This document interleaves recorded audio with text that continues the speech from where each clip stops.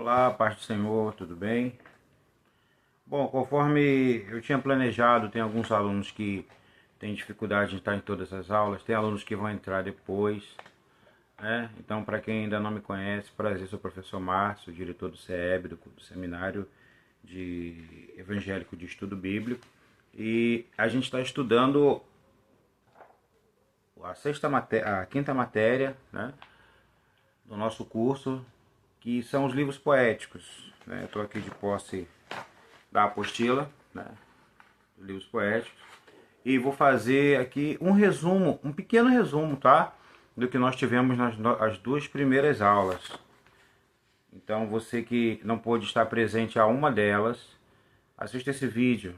Você que esteve presente e vai talvez revisar alguma coisa aqui nesse vídeo, assista também o vídeo, é importante. Todo o material que nós pudermos estar revendo, estar relendo, é importante para a gente conseguir fixar o conteúdo, tá bom? Por que livros poéticos, né? Porque a matéria anterior a essa foram os livros históricos. Então, os livros históricos do Antigo Testamento, eles contam a história de Israel. Estudamos, né, de Josué ali até Neemias e Esdras, Crônicas, Juízes, Reis. E existe uma seção na Bíblia, na nossa Bíblia, fica ali na parte central dela, no meio da Bíblia, que são a seção dos livros poéticos. E o que são os livros poéticos? Conforme o próprio nome diz, são livros que foram escritos em forma de poesia, poesia hebraica. A poesia hebraica, e essa informação eu não dei na aula, estou dando agora aqui, ó, ao spoiler. A poesia hebraica, ela, diferente da nossa poesia, ela não é rimada, né? Por exemplo, a gente está acostumado com aquela poesia rimada, né? Batatinha quando nasce esparrama pelo chão. A menina quando dorme põe a mão no coração.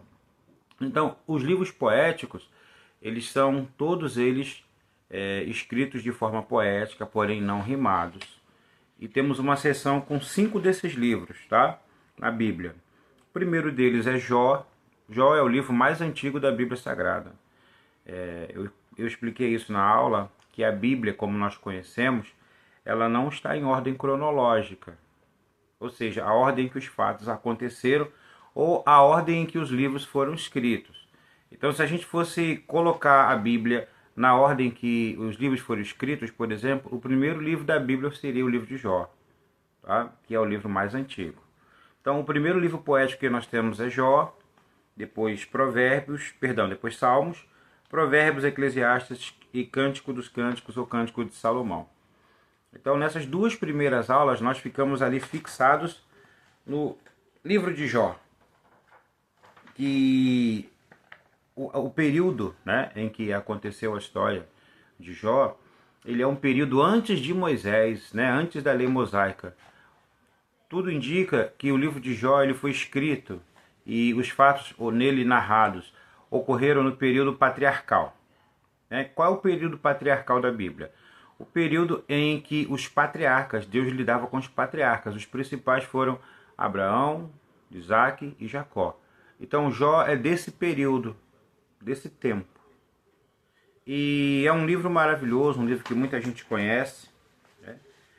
E a Bíblia apresenta Jó, no primeiro capítulo, versículo 1, fala que existia um homem que morava na terra de Uz, um homem reto, um homem sincero, um homem que se desviava do mal. E esse Jó, ele era, a Bíblia também diz, nos versículos seguintes do capítulo 1, que Jó ele era o mais rico de todos os orientais. Jó não era simplesmente um homem rico, ele era o homem mais rico do Oriente. E ali a Bíblia ela começa a descrever as riquezas de Jó. O que significava ser rico nesse tempo? Né? Significava possuir muitos animais, possuir escravos, né? Ou servos, tá? A palavra melhor aqui é servo, que trabalhavam com Jó, e Jó tinha milhares de ovelhas, Jó tinha camelos, né? Jó era um homem assim financeiramente abençoado. Jó tinha uma família linda, tinha 10 filhos, né? 7 homens e 3 mulheres.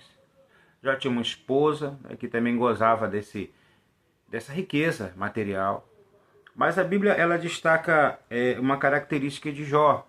Jó ele era um homem prudente, ele era um homem que ele oferecia sacrifícios por ele, pela família e pelos filhos. Porque o relato do livro de Jó diz que os filhos de Jó eram festeiros, né? Eles estavam sempre fazendo festas, bebendo vinho. E Jó temia que de repente nessa empolgação dos jovens, em algum momento eles tivessem assim ferido, ofendido a Deus. Então Jó fazia sacrifício por cada um dos filhos dele. Quem ensinou Jó a fazer sacrifício? Isso aqui é uma coisa interessante. Como é que Jó ele ouviu, ele conheceu Deus a ponto de temer a Deus dessa forma, a ponto de procurar obedecer a Deus? Bom, no tempo de Jó não tinha Bíblia, não tinha igreja, eu falei isso na sala de aula, né? Não tinha pastor. E o que Jó conhecia do Deus Criador é a história de Adão e Eva, né? A história da criação do homem, a história da serpente no paraíso, a história do dilúvio, né? A história de como Deus ele destruiu aquela geração, mas depois ele restaura por meio de Noé e sua família. E não existia livros, né? Não existia como a gente tem hoje facilidade de se comunicar. Então, o que Jó aprendeu sobre Deus foi daquilo que ele ouvia, né? A história chamada história oral. A história que era contada de geração em geração, de geração em geração. E Jó, diferente de muitos de sua época que caíram para a idolatria, caíram, né, para todo tipo de prática que adorava a Deus, Jó decidiu seguir a cultura, a doutrina, por assim dizer, os ensinamentos desse Deus, do Deus Criador. O Deus que, por ouvir falar da história desse Deus, das realizações desse Deus, ele teve assim um caráter moldado pelo Deus que ele ouvia falar. A vida de Jó seguia bem. Jó mantinha suas posses, suas riquezas, cuidava da família, dos filhos, dos servos. E esse é o primeiro cenário. Está tudo bem aqui embaixo, na terra, na vida de Jó, sem problema nenhum.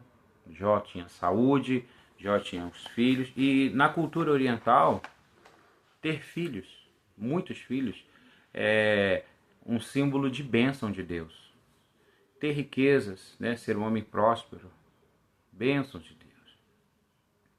E aí o cenário para aí. Esse aqui é um resumo da vida terrestre de Jó. Na continuidade do versículo, do capítulo 1, a Bíblia fala que, num tempo que a Bíblia não diz, né? Ela diz que houve uma reunião no céu, uma assembleia. Algumas Bíblias têm a palavra assembleia. Assembleia significa reunião. Deus reuniu os anjos, né? E essa reunião não foi no céu, propriamente dito. Ela foi entre o céu e a terra. Por quê? Porque Satanás já tinha sido expulso do céu e ele não tinha mais acesso ao céu. Então, no meio dessa reunião entre o céu e a terra, onde estava Deus e os anjos, a Bíblia chama de os filhos de Deus, apareceu nesta assembleia, nessa reunião, Satanás. E Satanás apareceu e ficou quieto, ficou na dele. O relato diz que quem puxa a conversa com Satanás é Deus, né? Deus pergunta para o diabo: de onde é que você vem? Como se Deus não soubesse, né? Deus sabe todas as coisas. E o diabo fala assim: olha, eu venho de passear, né? Rodear a terra, rodear e passear por ela. Na sala de aula eu até expliquei que tem uma diferença entre passear e rodear. Rodear significa que você está vigiando toda a área, conforme diz a própria Bíblia, né, no Novo Testamento. Satanás ele anda, né, o mundo jaz no maligno. Então Satanás ele tem toda a vigilância da face da terra, desde o começo da humanidade. E passear dá uma ideia de que quando você passeia, você aproveita o que tem de melhor naqueles lugares, né? Se você vai para a praia, você vai aproveitar o mar, vai aproveitar o sol, vai jogar bola na areia, enfim. Passear dá uma ideia de prestar atenção. Então, a visão de Satanás sobre a Terra não era só circular a Terra e ver o que está acontecendo como um Big Brother mundial. Não. Ele, além de ver o que está acontecendo no planeta, Ele observava coisas que ele poderia usar, né, para desencaminhar o homem. Ele observava o comportamento da humanidade e observa até hoje. Por isso Deus faz a segunda pergunta para ele. Por acaso você observou meu servo Jó, homem reto, temente a Deus, que foge, né, da aparência do mal? Ou seja, Deus está perguntando assim para Satanás: nessa tua vigilância aí, né, nesse teu passeio, você viu Jó? E aí o diabo ele lança diante de Deus, diante de todos os anjos, um argumento perigoso. Ele diz assim: olha, por acaso é à toa? Algumas bíblias está escrito debalde. Debalde quer dizer sem motivo, tá? Por acaso é à toa que Jó te serve? Tu abençoa tudo que ele tem. Colocaste um muro protegendo de tudo. Homem mais rico do Oriente, né? Satanás estava dizendo isso. Deu tudo para ele. É fácil ele te adorar. É fácil ele te adorar dessa maneira.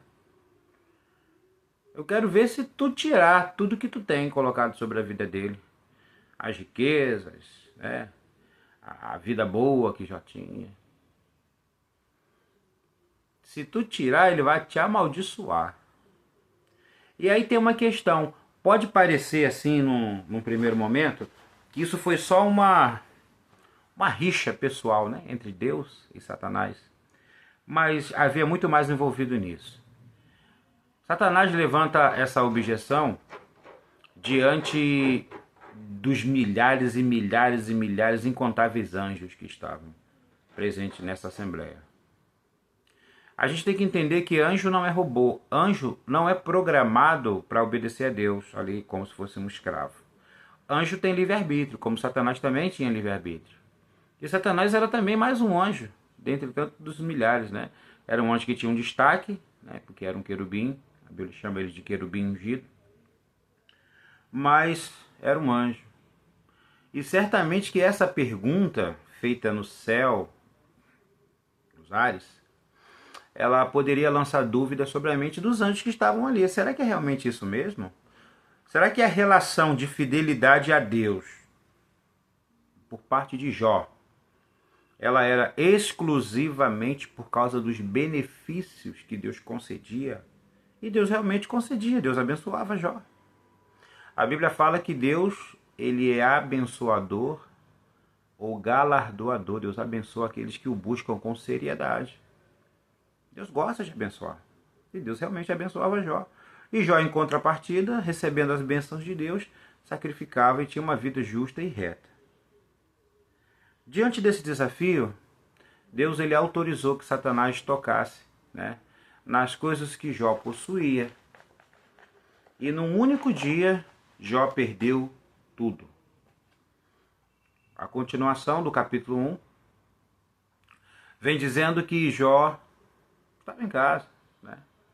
E aí veio a notícia de que vieram os sabeus, que eram um povo daquele tempo, e levaram as ovelhas de Jó. E veio um fogo do céu e consumiu outros animais. E o interessante é que, além de levar os que roubaram os animais de Jó, mataram os servos. Né? Quase que eu falo os escravos, os servos de Jó. E só escapou um para dar a notícia, diz o texto. Enquanto esse estava dando a notícia, veio outro e falou assim: olha, caiu fogo do céu. E matou os animais, e matou também os servos que estavam lá cuidando dos animais. Morreu todo mundo, só escapou eu para trazer a notícia. Foi tudo assim, em cima da hora. Enquanto ele estava dando a notícia, ou seja, Jó tinha acabado de saber que toda a riqueza dele tinha sido perdida. Toda. O homem perdeu tudo do dia para o outro. Às vezes a gente perde 100 reais e fica doidinho, né? Fica com aquilo na mente. Meu Deus, perdi 100 reais, perdi 100 reais. Já perdeu tudo. Enquanto ele ainda estava assimilando essas notícias ruins, chegou um outro e disse: olha, teus filhos estavam reunidos da casa do teu filho mais velho, comendo e bebendo, e veio um vento, né? A Bíblia chama de siroco, esse vento, um vento impetuoso, e bateu nos 4 cantos da casa, diz o relato. O que significa bater nos 4 cantos da casa? Significa que bateu nas estruturas da casa e a casa caiu. E matou os 10 filhos de Jó de uma única vez. E ele diz assim: e só sobrou eu para te trazer a notícia.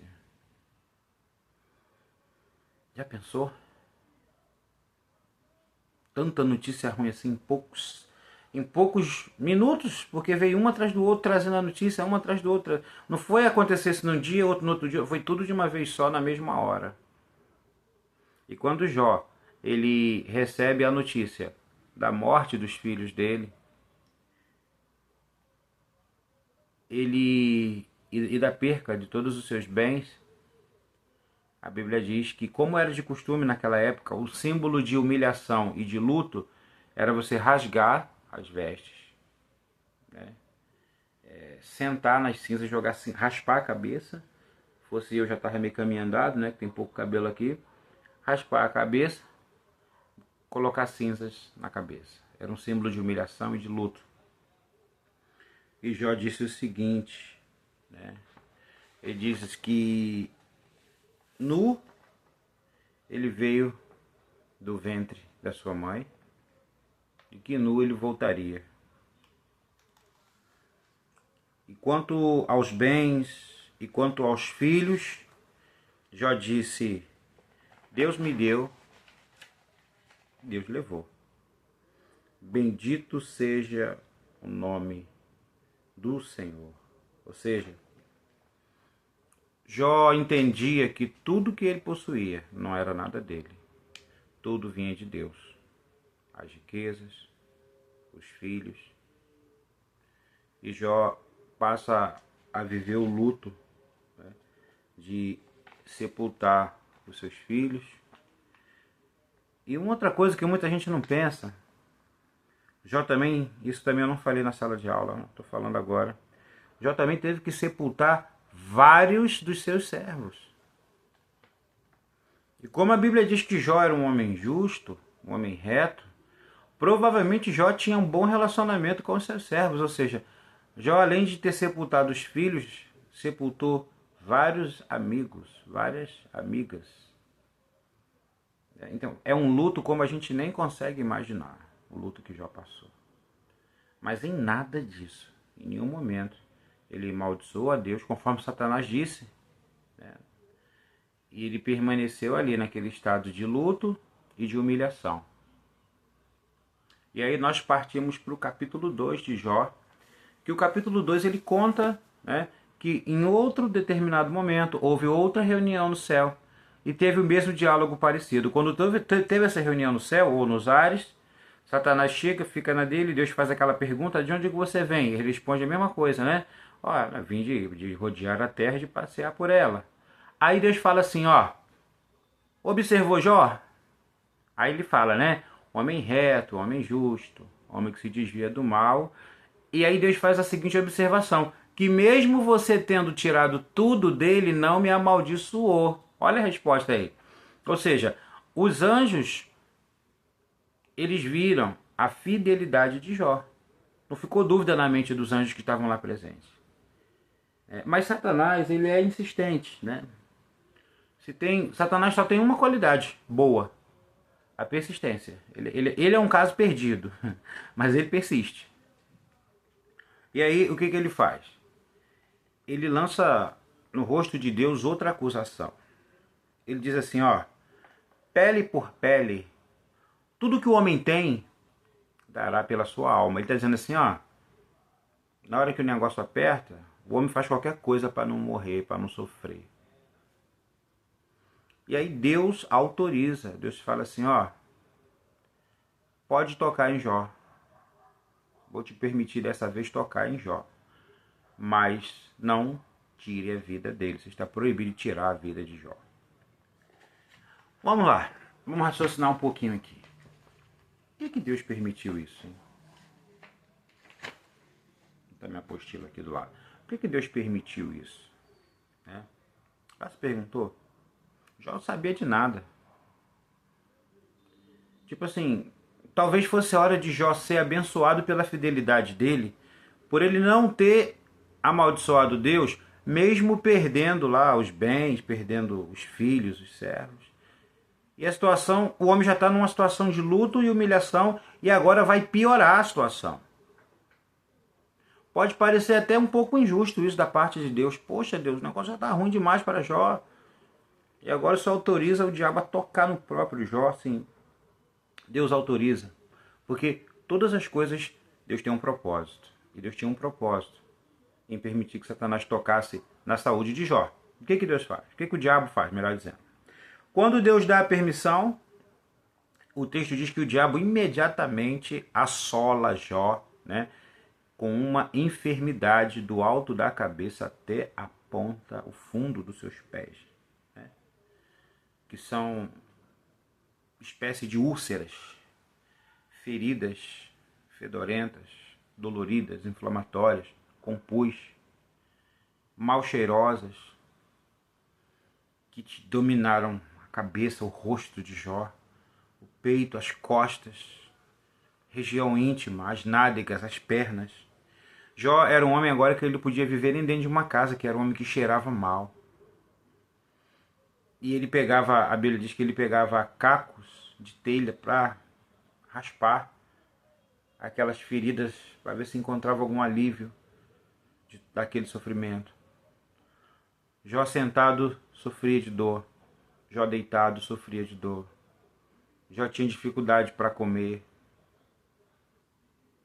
Jó ficou num estado deplorável.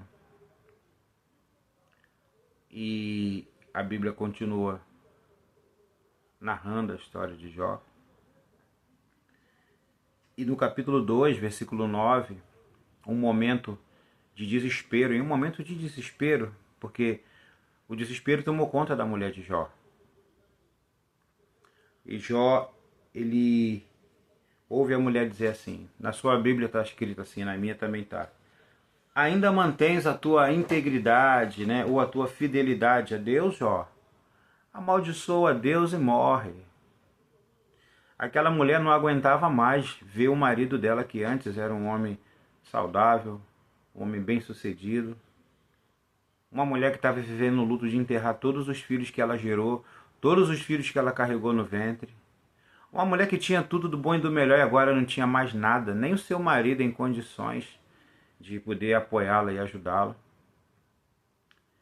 Então, num ato de desespero, ela diz isso: amaldiçoa Deus e morre. Mas nós vimos na sala de aula, nós aprendemos que, né, no texto original não está escrito amaldiçoa a Deus. Está escrito abençoa ou pede a bênção a Deus e morre. É isso que está escrito lá, tá? Inclusive até abrir no aplicativo a Bíblia de estudo, Strong, e aí lá nós lemos esse texto no original, a qual mostrou que a palavra usada ali não é amaldiçoar, é abençoar. Ou seja, o que ela quis dizer? Pede a bênção do teu Deus e morre. Tipo, Deus me abençoe e morre porque eu quero morrer porque eu não aguento mais. Ela não aguentava mais ver aquela pessoa sofrer daquele jeito. É igual a gente fala, né? Às vezes você vê uma pessoa com um estado terminal de câncer, a pessoa morrendo de dores, e fala assim, meu Deus, é melhor levar, porque a pessoa viver desse jeito, sofrendo desse jeito, tomando morfina, tomando um monte de coisa. Então, é fácil culpar a mulher de Jó, mas é compreensível o desespero dela. E já entrando na segunda aula, um pouquinho, nós tivemos, a narrativa bíblica conta que Jó tinha 3 amigos, né? Eliú, Bildade e Elifaz, que eram amigos de Jó, né? Homens maduros, homens que tinham também conhecimento, como Jó, a respeito de Deus. E quando eles chegam diante de Jó, eles ficam tão impactados com o estado físico de Jó. Porque uma coisa é eles saberem, né, que os filhos morreram, todos os filhos, que ele perdeu toda a sua riqueza, mas quando eles olham, eles mal reconhecem Jó. Jó está um caco, literalmente, humano.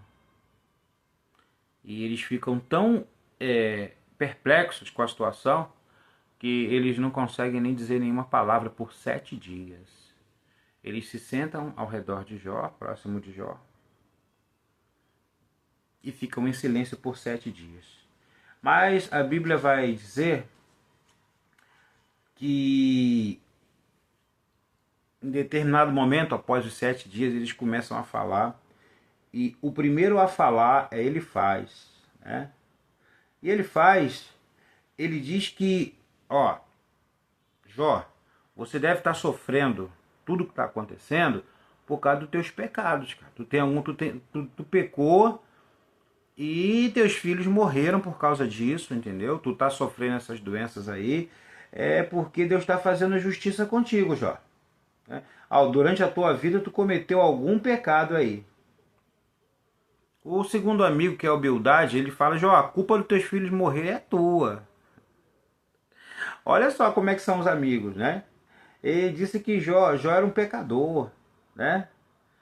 E Zofar, ele também disse que deve ter acontecido alguma coisa, algum pecado escondido. Eu comentei na sala de aula ontem, isso é a nossa justiça, a nossa visão humana. Jó era considerado por todos um homem bom, um homem justo, e ele se considerava um homem bom, um homem justo. Para aquilo ali estar acontecendo da parte de Deus, que todos achavam que era Deus que estava punindo Jó, Jó devia ter cometido algum pecado. E trazendo um pouquinho para os nossos dias, né, irmão? Isso aqui não é só um relato histórico. A Bíblia, ela é linda porque a Bíblia não é para a gente conhecer a história, é para a gente aprender com a história dos homens e mulheres de Deus. E uma das coisas que a gente aprende aqui é que a gente tem que vigiar antes de julgar certas situações a qual nós não temos o pleno conhecimento dela. Mas humanamente falando, não tinha outro ponto de vista a chegar. Dá para compreender por que eles agiram dessa forma, erradamente, mas agiram. Jó não é tão justo assim, Jó não era tão certo assim, como talvez a gente achasse que ele fosse. Tem alguma coisa errada. E aí eles começaram a tentar convencer Jó a se arrepender, Jó. Tu tem que se arrepender dos teus pecados, ver se melhora a tua situação aí, ó. Né? E Jó ficou o quê? Jó ficou indignado. Falou, não, eu não fiz nada de errado. Coitado do Jó, né? Jó possivelmente já fez uma busca na mente dele. O que eu fiz de tão sério que para merecer isso? Porque no diálogo com a esposa dele, ele diz assim, mulher, quando a mulher diz para ele, né, abençoar no original a Deus e morrer, ele fala assim, mulher, tu fala como se fosse uma louca. Nós devemos aceitar somente as coisas boas de Deus e não as coisas ruins. Porque, irmãos, é muito importante a gente entender o livro de Jó. Eu expliquei isso na sala de aula ontem. A perspectiva de Jó, do relacionamento com Deus, era de barganha mesmo, de troca. Eu sacrifico a Deus e Deus me abençoa. Eu sacrifico a Deus, Deus me abençoa. Isso funcionou durante muitos anos. Só que do nada, sem que Jó soubesse, uma hora ele começou a sacrificar, continuou sacrificando, melhor dizendo, e em vez de vir bênção, veio morte, veio perda, destruição, maldições, enfermidades terríveis, né? Então Jó pensou, agora é hora de eu receber as coisas ruins, eu recebi as coisas boas. Jó não fazia ideia do que estava acontecendo no mundo espiritual por causa da fidelidade dele. Assim como às vezes eu e você que está assistindo esse vídeo, você seminarista, você talvez não faça ideia do que acontece no mundo espiritual por causa da minha e da tua vida. As nossas orações, o nosso louvor a Deus, louvor sincero a Deus, sabe? Então minha alma canta a ti, Senhor, grandioso és tu. No mundo espiritual, o quanto isso incomoda Satanás, o quanto isso irrita Satanás, o quanto as batalhas são travadas. Quando nós erramos, quando nós falhamos, a Bíblia fala que o diabo é acusador. Mas o sangue de Cristo, ele nos encobre de todos os pecados. Não há pecado maior que o sangue de Cristo, que o sacrifício de Cristo. Eu expliquei também que a gente não vai para o céu por pecar mais ou pecar menos, a gente vai para o céu por a gente crer em Jesus. A palavra do Senhor diz assim, ó, todo aquele que crê será salvo. E por que será? Será é um verbo no futuro. Pensa só, eu creio. Jesus disse assim, ó, todo aquele que crê será salvo. Eu creio. Creio com o quê? Com a minha fé. Que fé é essa? É a fé humana, a fé que faz crer em São Jorge, em Nossa Senhora Aparecida, a fé que faz crer em Exu, a fé que faz crer em Buda. Não, essa fé não transforma. A fé humana, a fé natural, não transforma a pessoa. Não faz o beberrão deixar de beber, o cheirador deixar de cheirar, a prostituta deixar de prostituir, o adúltero deixar de adulterar. A fé que faz com que nós recebemos a salvação, viemos receber a salvação, é a fé que o próprio Senhor Jesus coloca em nós, Hebreus, capítulo de número 11. Perdão, capítulo 6.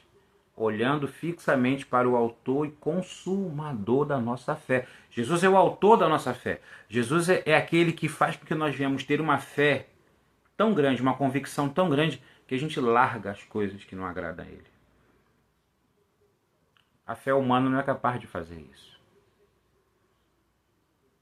Somente a fé, que o autor da nossa fé, Jesus Cristo, Ele coloca dentro de nós. E ele ainda diz assim, ó, não fostes vós que escolhestes a mim, eu que escolhi a vós. Nós somos escolhidos de Jesus. Ah, mas eu só estou imperfeito, Jesus sabe. É por isso que é preciso do sangue dele ser derramado na cruz do Calvário, para que quando Deus olhe para nós, em vez de olhar nossos pecados, nossas falhas, Deus olhe para o sangue santo e justo do Filho dele, que encobre literalmente os nossos pecados, e a misericórdia, em vez de vir a justiça de Deus, a punição, a ira, vem a misericórdia de Deus sobre nós, e nós sobrevivemos aí mais um dia. E Deus dá ordem aos anjos, ao nosso favor. E as batalhas espirituais acontecem no céu, e às vezes a gente nem lembra de agradecer a Deus pelos livramentos, a gente nem lembra de agradecer a Deus porque passou um dia, acordamos, nossos filhos ou netos foram para a escola, voltaram, não tem ninguém doente gravemente, ninguém sofreu um golpe, perdeu todo o seu dinheiro, ninguém foi atropelado, ninguém recebeu a notícia de que está com uma doença grave terminal. Às vezes passa 24 horas debaixo da bênção de Deus e a gente acha que não aconteceu nada, que isso foi um dia normal. Não existe dia normal para quem crê em Jesus. Todos os dias são anormais, são sobrenaturais, devido às batalhas que são travadas pela nossa vida, pela nossa caminhada, e nós não sabemos. Como Jó também não sabia o que estava acontecendo. Em resumo, os 3 amigos de Jó, nenhum deles trouxe o consolo que Jó precisava. E uma coisa que a gente aprende, quando uma pessoa está vivendo uma situação de luto, uma situação de morte, às vezes o melhor consolo é o abraço, é a presença, é o silêncio. Não tem palavras para um coração enlutado, para um pai que enterra 10 filhos num único dia, para uma mãe que enterra 10 filhos num único dia. Não tem palavras para isso. Mas aí Jó começa a se justificar, tentar se justificar, dizendo que não errou, dizendo que não pecou. E em momento nenhum ele amaldiçoa a Deus, mas ele faz uma coisa, ele questiona a Deus. Questionar é perguntar, irmão. Questionar, eu expliquei na aula ontem, não é pecado questionar Deus, por que isso, por que aquilo. A gente pode perguntar a Deus. A gente tem que ter um relacionamento com Deus. O que a gente não pode é murmurar. O que é murmurar, professor? Murmurar é você reclamar de forma injusta. A pessoa tem para comer ali arroz, feijão e um suco tangue de laranja. Mas ela está murmurando, ai que comida ruim, eu queria picanha, eu queria Coca-Cola, eu queria... Não está lhe faltando um alimento. Pode ser mais simples, mas é o alimento que Deus está fornecendo. Igual lá no deserto. Eu falei sobre isso na sala de aula. O deserto não é lugar de conforto. Mas Deus forneceu colunas de fogo para proteger e aquecer o povo no meio do deserto. Deus forneceu coluna de fumaça, de nuvem, para fazer uma sombra. Deus fez cair maná do céu para ninguém morrer de fome. Quando eles enjoaram de maná, Deus fez sair do mar cordoniza, uns franguinhos para ele comer uma carninha. Então murmurar é quando você reclama injustamente. Quando você não reconhece as provisões de Deus. Mas Jó queria só entender o que estava acontecendo com ele. E aí ele começa a amaldiçoar. Maldito o dia que eu nasci. Por que eu não nasci morto? Aí começa a reclamar, a questionar Deus. Por que isso, Deus? Porque Deus não responde nenhuma pergunta de Jó. Pelo contrário, Deus, ele faz perguntas a Jó. A Bíblia fala, capítulo 40 de Jó. Preciso que você leia Jó, não esqueça disso, tá? Que Jó olha assim distante e vê um redemoinho com raios, manifestação tremenda de Deus. E do meio desse redemoinho ele começa a ouvir a voz de Deus. E Deus faz algumas perguntinhas para Jó, que Jó ficou abismado. Ele falou assim: Jó, onde é que tu estava quando eu fiz as estrelas? Jó não sabia a resposta. Jó, onde é que você estava quando eu criei os oceanos, os mares? Jó, onde é que você estava quando eu criei o limite entre a terra e o mar? Quando Jó começou a refletir nas perguntas que Deus estava fazendo, Jó percebeu que ele não era nada.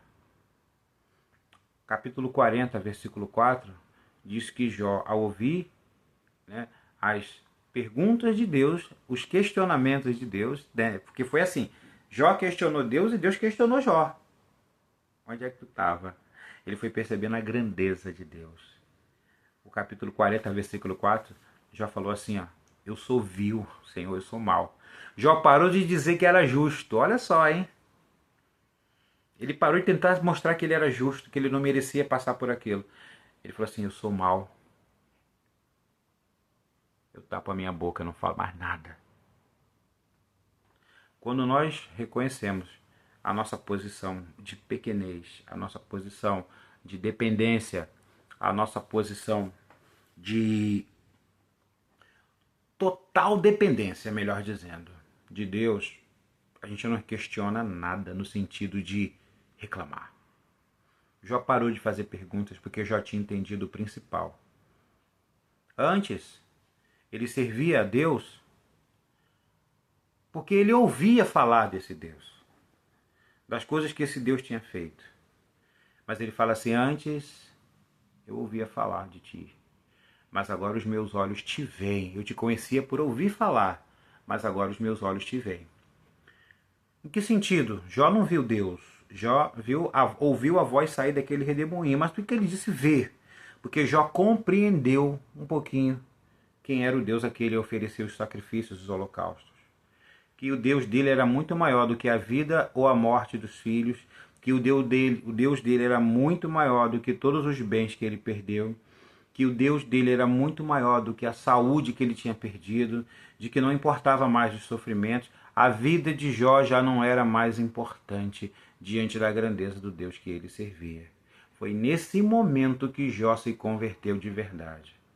Porque praticar a justiça não necessariamente significa conversão. Pessoas que não são cristãs, elas também podem praticar a justiça.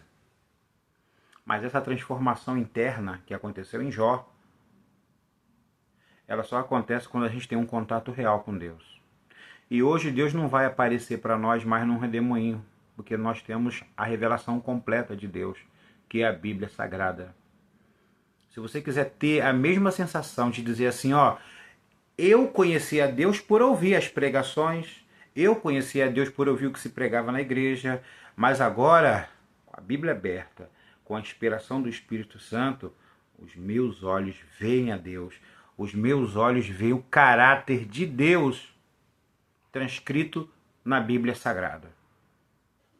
E essa relação que a gente vê nas igrejas aí, né? Campanha para receber isso, campanha para receber aquilo, isso não é Deus.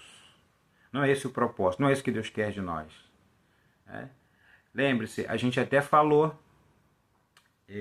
foi citada a apostila, ela cita um filósofo chamado Confúcio. Ele é até fundador de uma religião, confucionismo, onde ele tem uma frase, deixa eu ver se eu encontro aqui, ele diz o seguinte: nós chegamos no mundo com as mãos fechadas, querendo tudo, a gente quer tudo. Mas quando a gente morre com as mãos abertas e não leva nada. Não leva nada, porque tudo é perecível. A beleza é perecível, o dinheiro é perecível, a casa, o carro, a moto, tudo vai ficar. Mas aquilo que é eterno, aquilo que é santo, aquilo que é justo, Por isso Jesus falou assim, ó, acumuleis tesouros no céu, que as coisas daqui o ladrão leva, a traça come. Então a tua renúncia é o tesouro no céu, a tua fidelidade é o tesouro no céu, o teu compromisso com a palavra de Deus, independente dos problemas que hajam na sua igreja, é tesouro no céu. Todo dia a gente vai colocando ali, com a nossa fidelidade, um pouquinho, uma moedinha nesse tesouro celestial que ninguém pode roubar, que é nosso e que Deus saberá recompensar a cada um de nós. E o capítulo final diz que enquanto Jó orava, agora ele passou, em vez de ele tentar se justificar com os amigos, quando ele estava orando pelos amigos, naquele momento Deus restituiu tudo a Jó. Os animais Deus deu em dobro, Jó teve mais 10 filhos, né, sendo exatamente como era antes, 7 homens e 3 mulheres. Aí talvez você fale assim, mas professor, tudo foi em dobro, por que os filhos não foram em dobro? Deus não deu 20 filhos? Porque Deus já tinha 10 filhos. Só que, perdão, Jó já tinha 10 filhos, né? Só que Deus passou Jó passou a ter 10 filhos na terra e 10 filhos no plano espiritual. Aí um aluno me perguntou assim, mas professor, e a dor que Jó sentiu de perder os filhos, né? Porque isso aí só na eternidade, irmãos. O consolo pela perca de um filho não é nesse mundo, não é nessa terra, não é nesse estado que nós estamos. É só na presença do Pai. Mas em nenhuma dessas coisas Jó pecou contra Deus. E nós vimos aí na apostila, tá? Mas para quem não pôde ver, nós avançamos na nossa apostila até a página de número 13, tá bom? Até a página 13, onde a gente está vendo 30 razões ali de 30 lições que a gente aprende com o sofrimento. Entre hoje e amanhã eu vou estar passando um exercício, que é um questionáriozinho, para você me trazer na próxima aula, tá bom? Isso aqui é um breve resumo. Se você não veio na primeira aula, se você não veio na segunda aula, venha. Leia o livro de Jó. Professor, eu não consigo ler, eu não tenho tempo. Ouça, bota o áudio lá, ó. Vai lá lavando a louça, fazendo suas coisas, ouvindo o livro de Jó. Faça o exercício, tá bom? Faça isso, vai contribuir muito para o aprimoramento do seu conhecimento, tá? Na próxima aula, já vai ser a terceira, a gente vai estar terminando Jó e vamos entrar no livro de Salmos, que é um livro espetacular e maravilhoso, tá bom? Eu sei que o vídeo ficou um pouquinho longo, mas se você chegou até aqui, até o final do vídeo, né? Parabéns, parabéns. São 40 e poucos minutos aí de vídeo, mas que são muito instrutivos. Aqui está compreendendo 6 horas de aula, porque cada aula tem 3 horas. Então olha só como é resumido, né? 6 horas resumido em aproximadamente 43, 44 minutos. Como esse aqui é um vídeo que eu coloco no YouTube, e a gente tem um canal de vídeos no YouTube, então se você puder e quiser dar um cliquezinho lá, um like, se você puder compartilhar o vídeo, é bom porque a gente é muito escondidinho, a gente é muito pequenininho nesse mundo chamado YouTube, né? Eu não tenho nem, acho que eu não tenho nem 20 inscritos nesse canal aqui. Mas o conhecimento é forte, tá? A relevância pode não ser muito na visão das mídias sociais, mas o conhecimento é forte, é profundo, porque não é do professor Márcio, é do nosso Deus, tá bom? Muito obrigado, aguardo vocês segunda-feira. Lembrem, seminário é batalha espiritual, o diabo sempre vai tentar fazer alguma coisinha para atrapalhar. Esteja vigilante todas as segundas-feiras. Se mesmo se chegar atrasado, venha, faça de tudo para não perder as aulas. No nome de Jesus. Qualquer dúvida, manda um zap para mim. Fique na paz do Senhor Jesus. Ó, beijo para todos. Tchau.